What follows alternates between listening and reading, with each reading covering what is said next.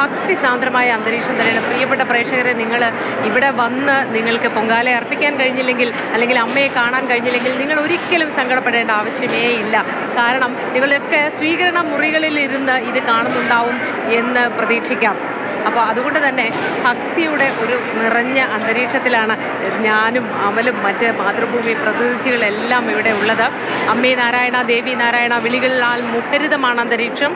എല്ലാവരും പ്രാർത്ഥനാ മന്ത്രങ്ങൾ ഉരുവിട്ടുകൊണ്ട് അങ്ങനെ നീണ്ട നിരയായി ക്ഷേത്രത്തിൽ ദർശനത്തിനായി അമ്മയെ കാണാനായി പോയിക്കൊണ്ടിരിക്കുകയാണ്.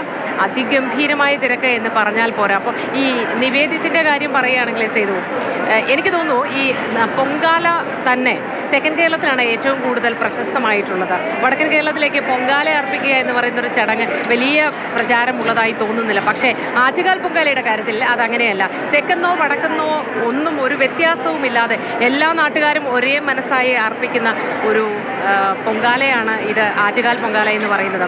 ഈ ആറ്റുകാൽ പൊങ്കാല നിവേദ്യമായ പൊങ്കാല എന്ന് പറയുന്നതിനൊപ്പം തന്നെ അർപ്പിക്കുന്ന നിരവധി വിഭവങ്ങളുണ്ട്. സേതു നേരത്തെ പറഞ്ഞതുപോലെ, ഇപ്പോൾ കാണുമ്പോൾ കൊതിയാവും എന്ന് പറഞ്ഞില്ലേ, അതുപോലെ ഒരുപാട് വിഭവങ്ങളുണ്ട്. അതിലൊന്ന് മണ്ടപ്പുറ്റെന്ന് പറയുന്നതാണ്.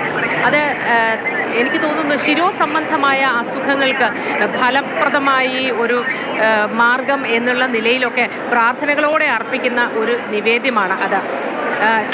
ചെറുപയർ പൊടിയും അരിപ്പൊടിയും തേങ്ങയും ശർക്കരയും ഒക്കെ കൂട്ടിക്കുഴച്ച് ആവിയിൽ ഉണ്ടാക്കുന്നതാണ്.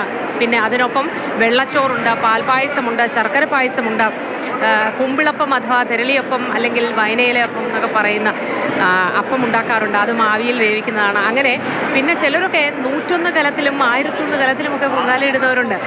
ഓരോരുത്തരുടെയും വിശ്വാസങ്ങൾ അനുസരിച്ച്, അവരുടെ ആഗ്രഹങ്ങൾ അനുസരിച്ച്, ആഗ്രഹ പൂർത്തീകരണം, ആഗ്രഹ സഫലീകരണത്തിൻ്റെ ഭാഗമായി ഒക്കെയാണ് പൊങ്കാലയും ഇത്തരം നിവേദ്യങ്ങളും ഒക്കെ അർപ്പിക്കുക. ഒരേ മനസ്സായി എല്ലാവരും കുടുംബാംഗങ്ങളായി പോലെ ഒരുമിച്ചിരുന്നുകൊണ്ട് ഇതെല്ലാം അർപ്പിക്കുന്ന ഒരു കാഴ്ചയാണ് നമുക്ക് ഇന്ന് തിരുവനന്തപുരം നഗരത്തിൽ എങ്ങും കാണാൻ കഴിയുക. എനിക്ക് തോന്നുന്നു തിരുവനന്തപുരം നഗരത്തിലല്ല, നാടിൻ്റെ നാനാഭാഗങ്ങളിൽ. അപ്പോൾ ക്ഷേത്രത്തിലെ വിശേഷങ്ങൾ ഇതാണ് സേതു. ഇവിടുത്തെ തിരക്ക് ഒഴിയുന്നില്ല, ഒഴിയുകയേയില്ല. അപ്പോൾ ഒരുപാട് പേരിങ്ങനെ ക്യൂവിലാണ്. ക്ഷേത്രത്തിലെ കാഴ്ചകളിലേക്കും വിശേഷങ്ങളിലേക്കും മടങ്ങി വരാം.